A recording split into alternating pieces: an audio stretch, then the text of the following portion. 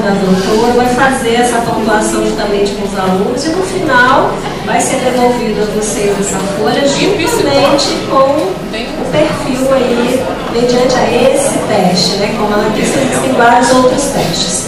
Bom, dando continuidade, agora eu gostaria de apresentar a vocês o professor Thiago Hoffmann. O professor Thiago Hoffmann já está com a gente aqui há bastante tempo, desde 2005, né? Então já tem aí praticamente 11 anos aqui juntamente com a FAESA, nesse campus de Cariacica.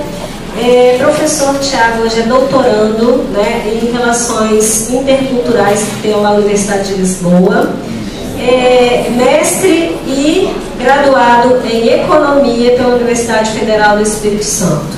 Também atuou no mercado juntamente com o governo do Estado, aí, o governo Casagrande, né, o último governo, aí, como chefe da Casa Civil, como secretário de governo e também como subsecretário, né, de saúde.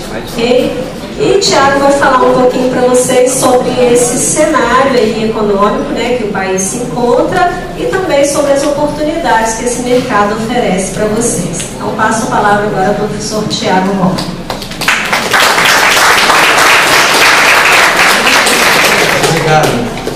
Boa noite. Boa noite. Em primeiro lugar, é uma alegria muito grande para a FAESA poder receber vocês aqui hoje.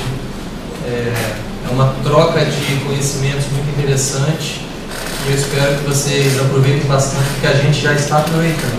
Tá? Eu vou falar um pouquinho para vocês hoje do momento econômico-político que nós estamos vivendo no Brasil. E dentro desse contexto, qual é a importância da qualificação profissional para que vocês ingressem no mercado de trabalho.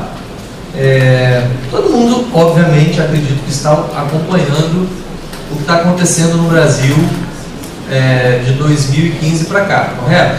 O que está acontecendo, hein? Alguém? Aqui, só uma coisa, eu vou abrir o final para que vocês possam fazer perguntas, mas não é, aqui é uma conversa, então vocês fiquem à vontade, levantem a mão na hora que vocês quiserem falar, me interrompam, façam perguntas durante a minha fala, tá? Aqui é para ser algo bastante informal, então eu vou, ao final, deixar um espaço para perguntas, mas durante a minha apresentação vocês também podem, por favor, ir interrompendo para a gente ir conversando, ok? Então, a primeira pergunta que eu quero colocar para vocês é isso, assim, o que está acontecendo no Brasil, hein? Uma crise, desemprego, problema de gestão, corrupção. Oi? O que mais? É isso, né? Nós estamos vivendo um momento de revolução. O que caracteriza um movimento de revolução?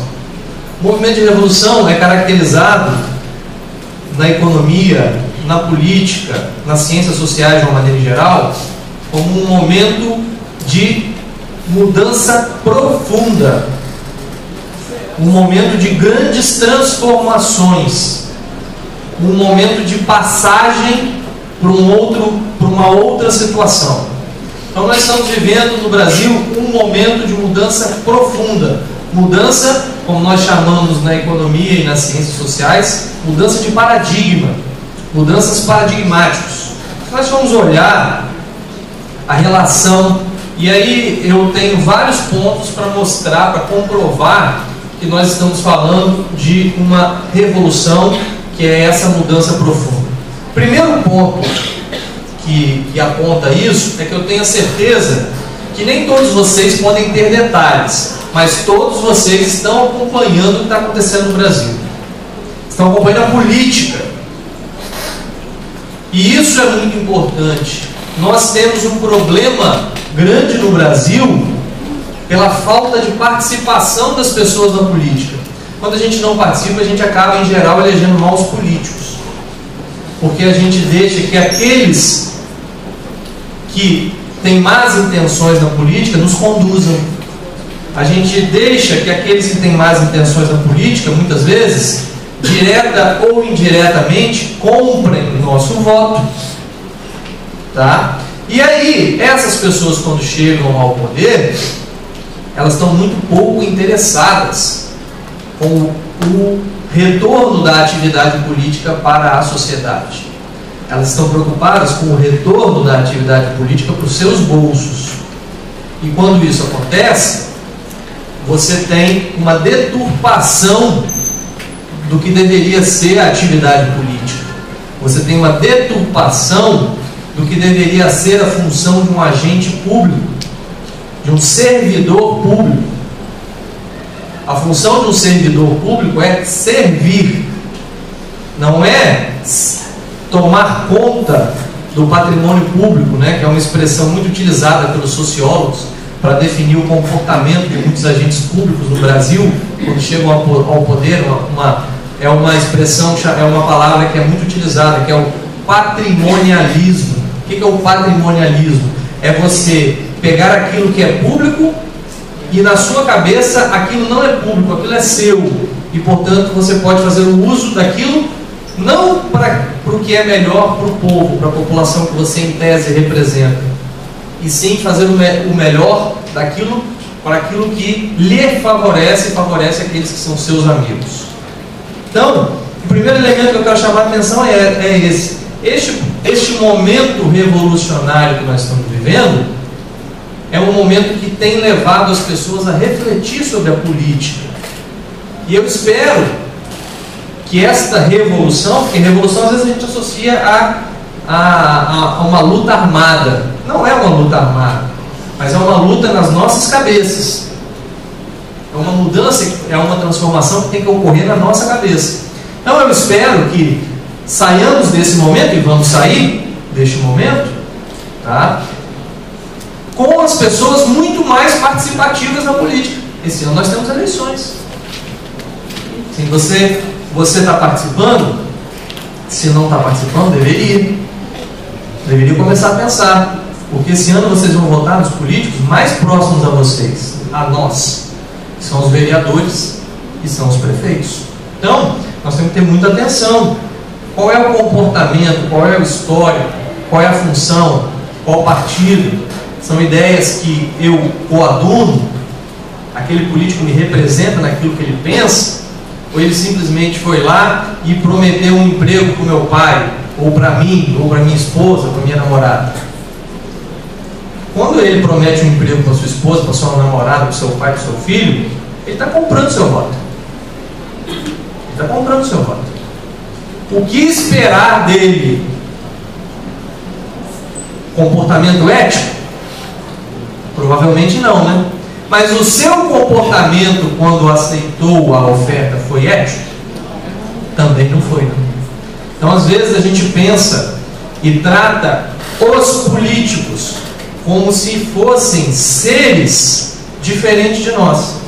Quem são os políticos? Somos nós. Aqui nessa plenária, daqui a algum tempo, se é que já não tem, vai sair aqui um candidato. Pode ter certeza. Pode ter certeza que alguns daqui, se ainda não foram, se já não são, serão candidatos. O político é um ser humano igual a você, que acorda de manhã, que tem suas necessidades fisiológicas, tem que se alimentar, tem que respirar ar, tem que ir ao banheiro, que estuda, tem família, tá? Ele não é um ser diferente para você colocar eu aqui e o político lá. Não, o político está aqui, ele sai no seio da nossa sociedade. Ou alguém acha que algum desses políticos envolvidos com corrupção chegou ao poder, se não pelo voto? Políticos que se perpetuam no poder no Brasil há décadas chegaram ao poder pelo voto. Hitler chegou ao poder na Alemanha pelo voto. Tá? Então, a classe política que nos representa hoje em Brasília, em qualquer espaço, foi eleita por nós, cidadãos brasileiros. Saíram do meio de nós. Então, quando você for falar em corrupção e criticar a corrupção, há de se colocar a mão na cabeça antes e pensar o que é que eu estou fazendo para mudar isso, como é que foi meu voto nas últimas eleições, o político que eu votei, como está se posicionando neste momento, a posição desse político coaduna com o que eu penso, não ou sim, enfim. É preciso que nós mantenhamos essa participação cívica que nós estamos vendo hoje no Brasil, seja defendendo o processo de impeachment, que é o reflexo mais imediato desse momento político que nós estamos vivendo. Domingo tem a votação do processo de impeachment da atual presidente. Seja defendendo o impeachment, seja acusando o impeachment de golpe. Não estou falando que um lado está certo ou o outro. Não é meu papel aqui, mas o meu papel aqui independente disso, é que as pessoas, para além desse momento atual, que estão indo à rua defender a presidente ou contra a presidente, permaneçam, não necessariamente na rua, até porque ficar parando trânsito toda hora ninguém aguenta, né? Precisa permanecer na rua, mas precisa permanecer discutindo política, precisa permanecer pensando em política, precisa permanecer com a ideia de que a atividade política deve ser uma atividade transformadora da vida das cidades. Tá? Se está faltando uma rua calçada na frente da sua casa, se a água que chega na sua casa não é água de qualidade, se o transporte público está sendo prestado para você não é de qualidade, enfim, se você vai num posto de saúde e não consegue ser atendido, não consegue atendimento para o seu filho, tudo isso são elementos que a gente tem que estar discutindo, porque são elementos que afetam diretamente a nossa vida. Afetam diretamente a nossa vida. E quando você vota sem pensar, você vai eleger alguém que não vai se preocupar em resolver esses problemas, vai se preocupar em resolver os seus próprios problemas. Tá? Então, o primeiro elemento da revolução que está acontecendo é o momento da participação cívica, que eu espero que seja duradouro. O segundo elemento importante para a gente falar em revolução é a gente imaginar que nós vamos ver na história da democracia brasileira, nós estamos vivendo no Brasil uma coisa interessante. Da nossa história, lá desde Pedro Álvares Cabral até hoje, é o momento mais longo de democracia ininterrupta que nós já tivemos na nossa história toda. Nós vivemos um país democrático desde as eleições diretas, as eleições indiretas que elegeram Tancredo, que faleceu antes de assumir, tá? Mas as eleições diretas que aconteceram em 1990. Então nós estamos falando já de 26 anos de eleições diretas ininterruptas. Isso nunca aconteceu na história brasileira. E nós estamos falando de dois presidentes que sofreram um processo. A atual presidente não significa que ela vai cair no impeachment, que ela pode não cair, a votação vai ser domingo, nós vamos saber. Mas nesse curto período, onde se passaram o presidente Fernando Collor de Mello e depois Itamar Franco, que o substituiu após o impeachment, na verdade ele renunciou antes que o impeachment não fosse concluído.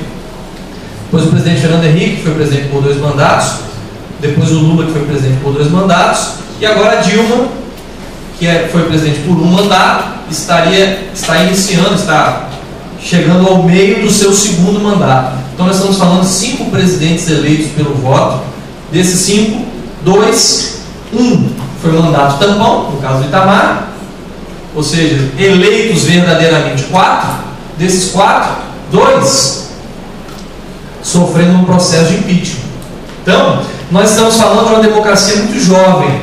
Democracia jovem, normalmente, o jovem normalmente em qualquer situação é imaturo. E não é imaturo porque ele é menos inteligente do que o adulto mais velho, não é nada disso. Porque é da idade, né? O adolescente, ele acha que ele sabe tudo, que ele já viveu muito, que ele tem experiência de vida. Quem tem filho adolescente ou quem é adolescente sabe que é assim. Tem explicação racional para tudo, toda bobagem que faz, não é assim?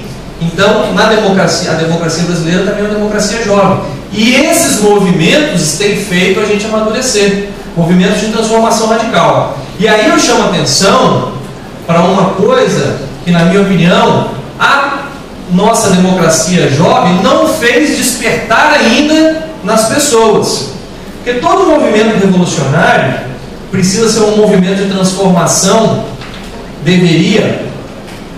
nós deveríamos lutar para que fosse um movimento de transformação para melhor. Correto? E às vezes não é isso que a gente está vendo. Por quê?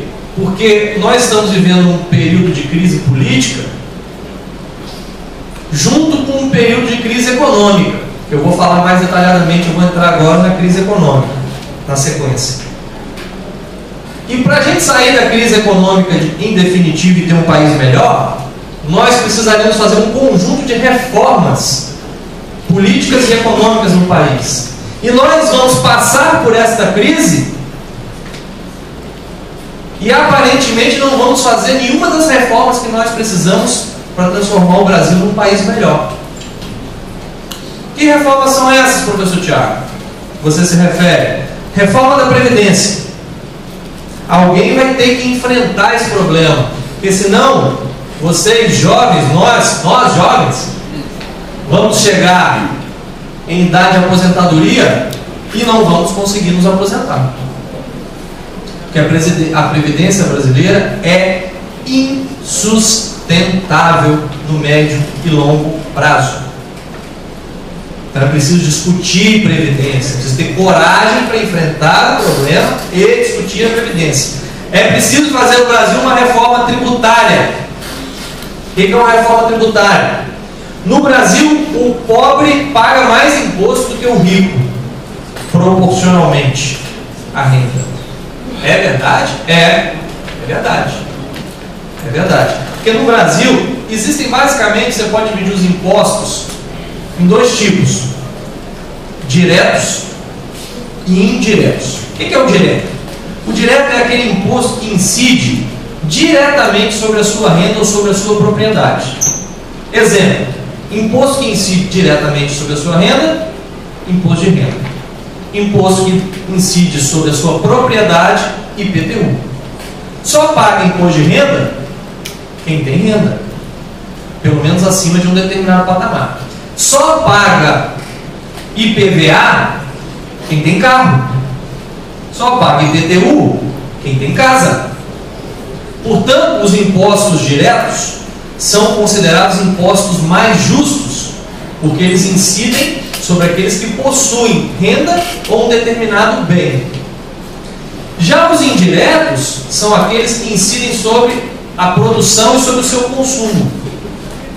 Exemplo: ICMS. O que é o ICMS? Imposto sobre Circulação de Mercadorias e Serviços. Ele incide sobre tudo e toda e qualquer mercadoria que você compra. Se você for ao supermercado, comprar um frango, comprar arroz, comprar carne, comprar bebida, seja ela qualquer, comprar produto de limpeza, todos os produtos, sem exceção, têm embutido no seu preço diversos impostos, entre eles o ICMS. Ok? Qual o problema de impostos indiretos? Vou dar um exemplo bem facinho para vocês entenderem. Vamos imaginar duas famílias. Ok? Presta atenção, hein? Uma família que tem uma renda, uma família de 4 pessoas, que tem uma renda mensal de R$1.000. R$1.000. Vou aumentar um pouquinho, né? De R$2.000. Tá? Essa família que ganha R$2.000, ela compra um saco de arroz de 5 quilos por mês para o seu consumo. Vamos imaginar que esse saco de arroz custe R$10. Não sei quanto custa não. E esquece o valor. Só nos interessa aqui o exemplo. Esse saco de arroz custa R$10. Vamos imaginar que incida sobre esse saco de arroz 17% de ICMS. 17% de ICMS sobre R$10 vai dar R$1,70. Então, nos R$10 que você paga no seu pacote de arroz, está embutido R$1,70 de ICMS.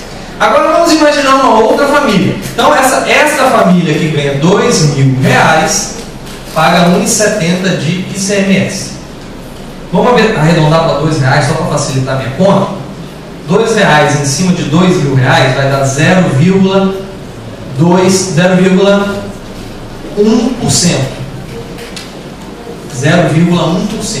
Ou seja, 0,1% da renda dessa família é gasto com ICMS. Agora vamos imaginar uma outra família que ganha R$20.000 de renda, com 4 pessoas também, e que também consuma um saco de arroz de 5 quilos por mês, os mesmos R$10. Ora, quanto que esta família paga de ICMS neste saco de arroz? Os mesmos R$1,70. Só que agora não é mais R$1,70, arredondando novamente R$2, não é mais R$2 sobre 2.000, é R$2 sobre 20.000.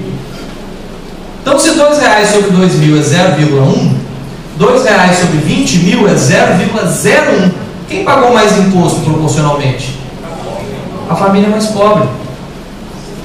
O imposto indireto, ele é injusto, porque ele incide igualmente sobre famílias que têm rendas diferentes. E qual é o problema do Brasil? A grande maioria dos nossos impostos são indiretos. Então a carga